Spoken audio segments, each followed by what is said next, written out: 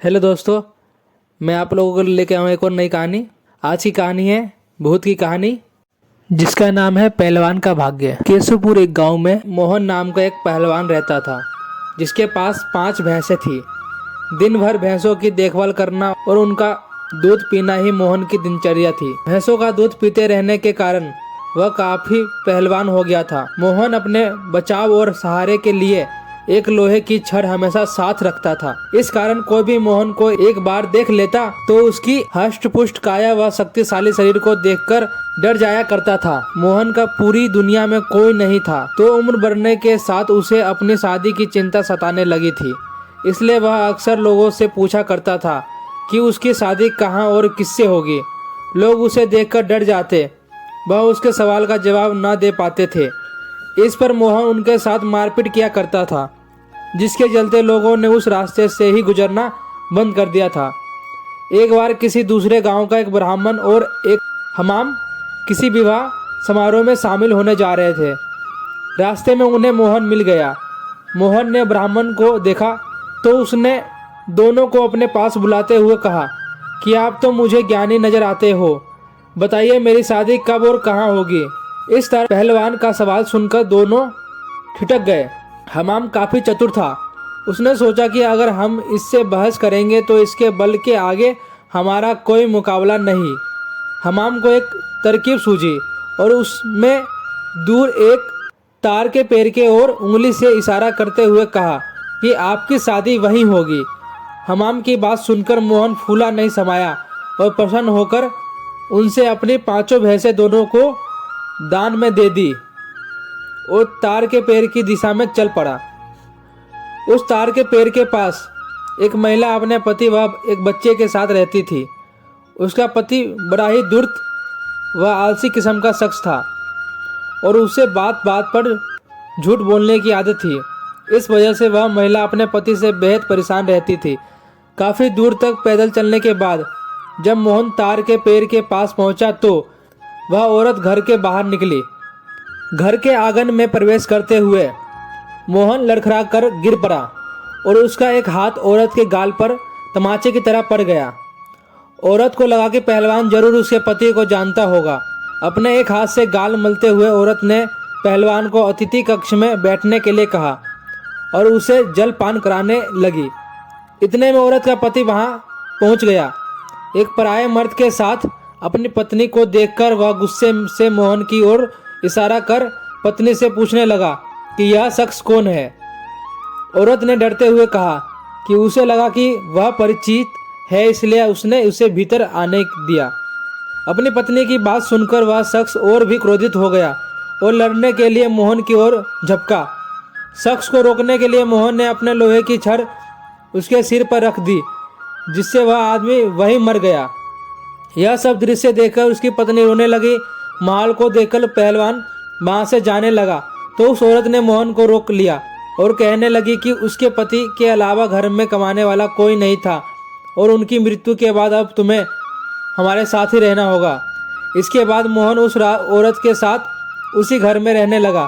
मोहन को भैंसों का दूध पीने के अलावा कोई काम नहीं आता था। ऐसे में कुछ दिन बाद जब घर का राशन खत्म होने लगा तो महिला ने उससे कहा कि वह बाहर जाकर कुछ कमा कर लेकर आए या फिर राजा के पास जाकर खेती के लिए जमीन मांग ले, ताकि वह खेती कर अपना भरण पोषण कर सके। महिला की बात सुनकर पहलवान अपने लोहे की छड़ उठाए राजमहल की ओर चल पड़ा। राजमहल के पास पहुंचने पर द्वारपाल और सैनिक मोहन की काया देखकर डर गए। डर से कांपने लगे और तुरंत राजा तक सूचना पहुंचाई कि कोई बलवान हाथ में लोहे की छड़ लिए महल की ओर बढ़ता चला आ रहा है। सूचना पाकर राजा ने तुरंत अपने मुंशी को बुलाया और उसे तत्काल पहलवान के पास जाकर आने का कारण पूछने को कहा। पहलवान मुंशी को खेती के लिए जमीन मांगने की अपनी विनती बताता है। संदेश लेकर राजा के पास पहुंचने पर राजा पहलवान को ढेर सारी जमीन देने का आदेश देता है।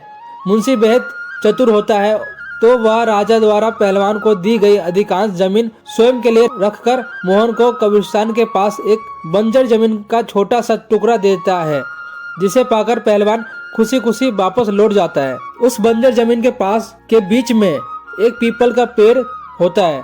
जिस पर भूतों का बसेरा होता है। जमीन को फसल उगाने योग्य बनाने के लिए जब पहलवान जुताई शुरू करता है तो पेड़ के कारण उसे खेत जोतने में परेशानी आने लगती है। मोहन उस पेड़ को उखाड़ने की ठान लेता है और अपनी लोहे की छड़ से उस पर प्रहार करता है, जिससे करीब 150 भूत पेड़ से नीचे गिर जाते हैं और गुस्से से पहलवान की ओर लड़ने के लिए दौड़ते हैं। पहलवान अपनी छड़ से सभी भूतों के छक्के छुड़ा देता है। पहलवान से जीतना असंभव जानकर भूत मोहन के सामने पेड़ न काटने की गुजारिश करने लगे। भूतों ने कहा, यह हमारा घर है, हम कई साल से यहाँ रह रहे हैं, हमारे घर को मत उजाड़ो। भूतों ने इसके बदले खेतों में काम कर उपज मोहन के घर पहुँचाने का प्रस्ताव रखा। मोहन को भूतों पर दया आ जाती है और वह उनका प्रस्ताव स्वीकार कर घर चला जाता है। इसके बाद से भूत समय समय पर पहलवान के घर हर फसल पहुँचाने लगे। एक बार उन भूतों का गुरु उनसे मिलने आता है। सभी भूतों को दुबला पतला व कमजोर देखकर वह उनकी दुर्दशा का कारण पूछता है। भूतों से पूरा वृत्तांत सुनकर गुरु पहलवान को सबक सिखाने की ठानता है और उसके घर की ओर चल पड़ता है। भूतों का गुरु एक बिल्ली का रूप धारण कर पहलवान पर हमला करने की योजना बनाता है। उन दिनों पहलवान के घर में रोज एक बिल्ली रसोई में घुसकर सारा दूध पी जाती थी, जिससे वह काफ़ी परेशान था। उस दिन पहलवान भी उस बिल्ली को सबक सिखाने के लिए दरवाजे के पीछे छिपकर बिल्ली का इंतजार कर रहा होता है। जैसे ही बिल्ली के रूप में भूतों का गुरु कमरे में प्रवेश करता है, पहलवान उस पर प्रहार कर देता है। पहलवान के प्रहार से भूतों के गुरु की कई हड्डियां टूट जाती है और वह अपने असली रूप में आकर अपनी जान बख्शने का निवेदन करने लगता है।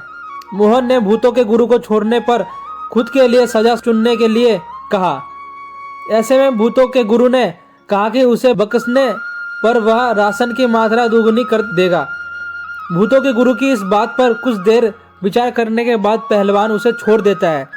पहलवान के घर से निकलकर भूतों का गुरु सीधे अपने शिष्यों के पास जाता है। शिष्यों के पूछने पर वह उन्हें पूरा वृत्तांत बताता है और कहता है कि अब से पहलवान के घर भेजने वाले राशन की मात्रा दोगुनी करनी होगी। कहानी से शिक्षा, अगर आपका भाग्य बलवान हो तो विपत्तियां भी अवसर में बदल सकती है। अगर आपको कहानी अच्छी लगी तो चैनल को लाइक करें, सब्सक्राइब करें और अपने दोस्तों से शेयर करें। Thanks for watching.